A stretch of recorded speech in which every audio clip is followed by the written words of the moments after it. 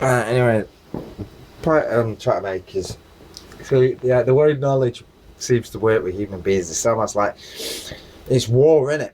Someone says, "Oh, I know about that subject," and oh well, I've studied it more than anybody else. So you, in your inferior knowledge, don't even speak about it. Don't even have an opinion about it. Which, yeah, I suppose that's right. But you started by saying, "Well, what is it I know?" Well, I'm telling you what I know, but I haven't studied that book that you're studying, or as in detail as to the way you're studying it. You know what I mean? I've got an overview.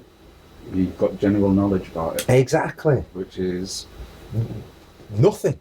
Right. And that's what I'm saying. This is the desert of the real. This is how we can get caught up in fabricated information if we're not careful. Mm-hmm. Yeah, where really to get to the bottom of it, it's that bell curve, isn't it? Between teacher and student. I could teach you how to teach me by you listening to where I'm up to, and then you say, "Oh, okay, now I know where you're up to." Right. It's the same like when you go on a university degree. Well, when you start GCSE, you learn a subject a certain way. Then when you get to A level, they say, "Right, forget all that rubbish that you learnt at GCSE, because this is how it really goes." And then you do that to get your A level, and then you go to uni, and then they say, "Right, forget all that rubbish you learnt, at A level. This is how it really goes." It's not so much that it's rubbish, but the myth that was used to get you to that point in the first place, to broaden your horizon, was pretty much that. It was mythological. It wasn't the whole truth. It was just parts of the truth embedded within, oh well, it suddenly magically gets to this answer. But now we're going to show you the process that really goes on behind that. As you advance through the stages, more is revealed to you, isn't it? But you start off in primary school with an overview. So really, what I'm showing is that fundamentally, a lot of people intellectually, including me, are in primary school. And therefore, how do you get out of primary school into more advanced classes when, all the lessons are basically for kids at primary school age? Yeah, you could be lucky. You could get a stack of books like what you've got, or you could go on the internet and then you could do it that way. But the problem with the internet is it's a shifting sand, and if you realise something that's on there that I suppose they don't want you to know, then they'll change it. Like Soylent Green, that was, the guy even thought, yeah, I put on there that I got the idea for Soylent Green from the book More Room that Soylent Green the movie was based on, which is basically saying, yeah, Soylent Green came from the idea of the movie Soylent Green, so people eating people. But I'll just call it Soylent, and then marketing. We're gonna name it the thing. Hey. Anyway, you know what I mean. The point is,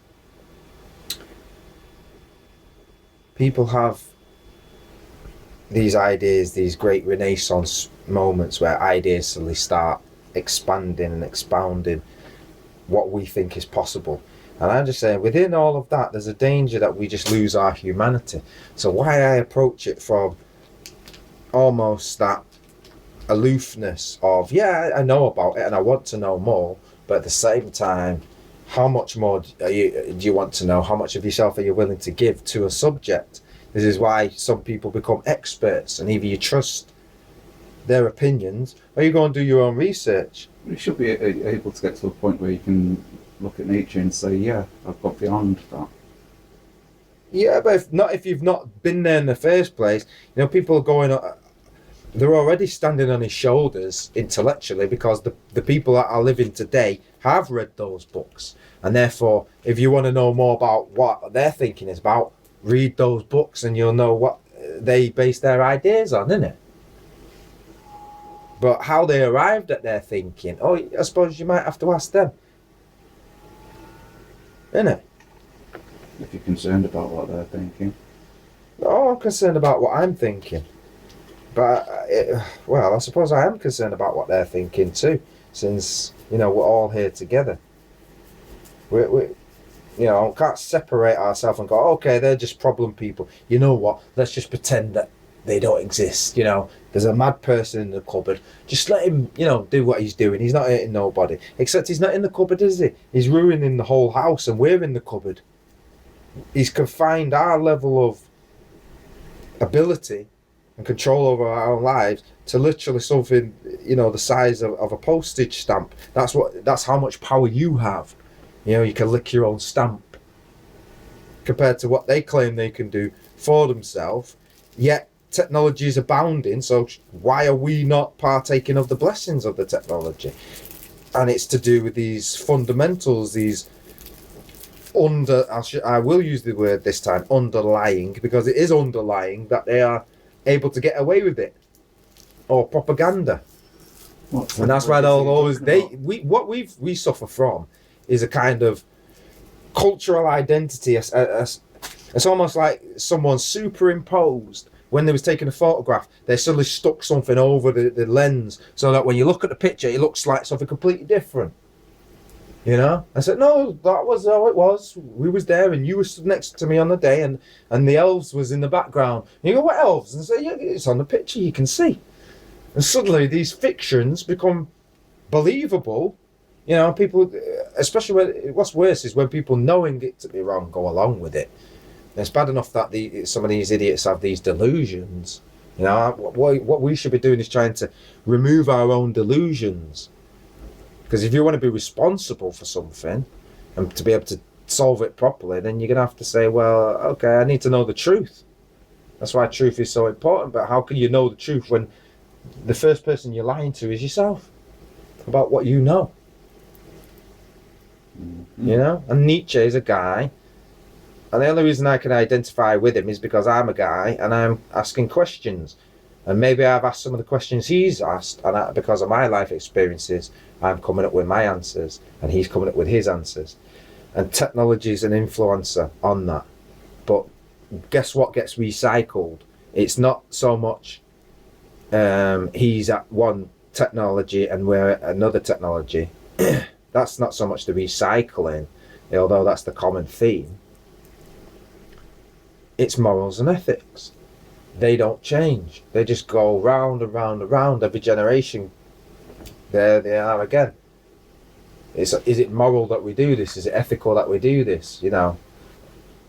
All right, we made a spade, but that doesn't mean it should be used in a harmful way. It should be used to be helping us.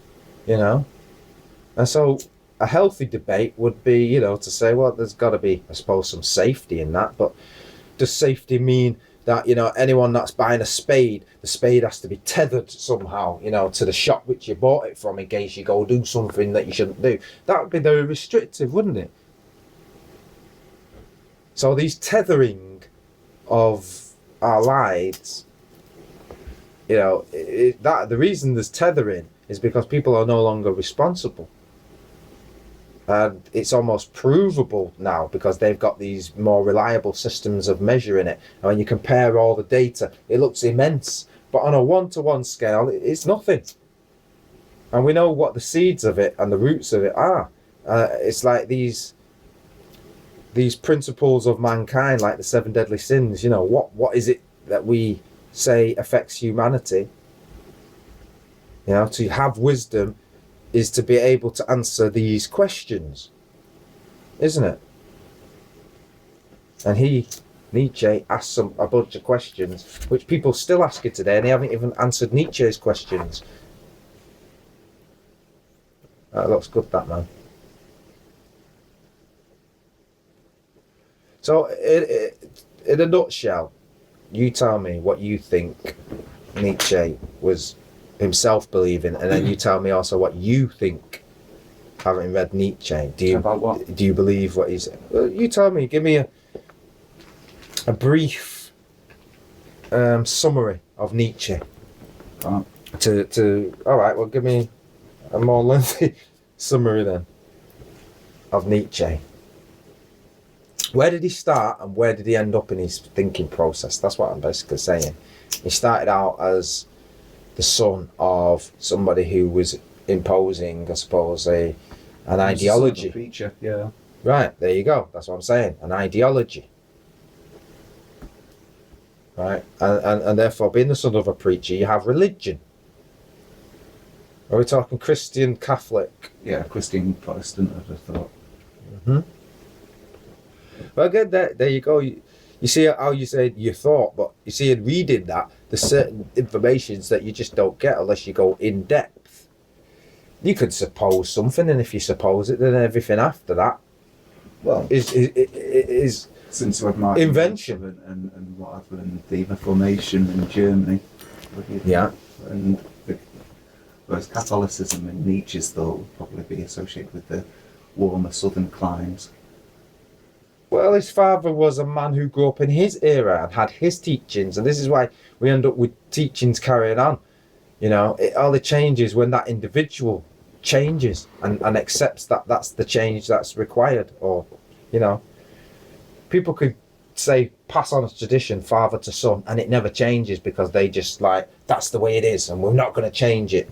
You know, and they don't ask the question, why should we change it? And then some people come and say, you know what, this thing does need to change and I'm going to change it. And that's what people call radical. That's what people say, oh no, we don't want that. People coming with strange new thoughts, changing the way we've always done it. You know, Nietzsche was viewed as such a man. Everybody's viewed as such a man, but now he's praised and like he's a hero. Yeah, he had some thoughts and these great thoughts. These you never ask yourself why his book was written in the first place of all the human beings that's ever lived, and he's got a book with his thoughts in it.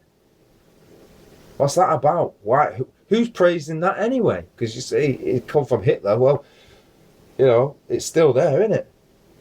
Not come from Hitler, sorry. He used parts of it in his own ideology because it referenced something that other people had found to also be true.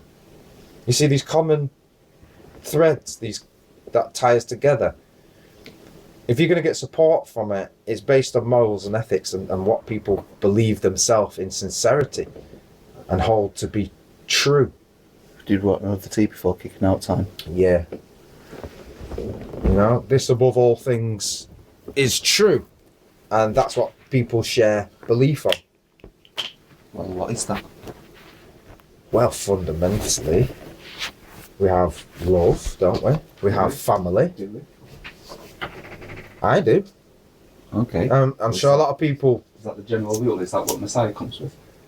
You've brought your own version to that, haven't you? Your own life experience led you to that, just as mine leads me to mine. And that's what it's really all about. It's not that I'm here to change you, the way you think, or you're here to necessarily change the way I think. Like, you're going to do it for me. It doesn't work like that. I will do that for me, and you will do that for you. Based on what experiences you had, what you're able to interact with, what you're able to comprehend. Mm-hmm. Not some sick bits. Mm.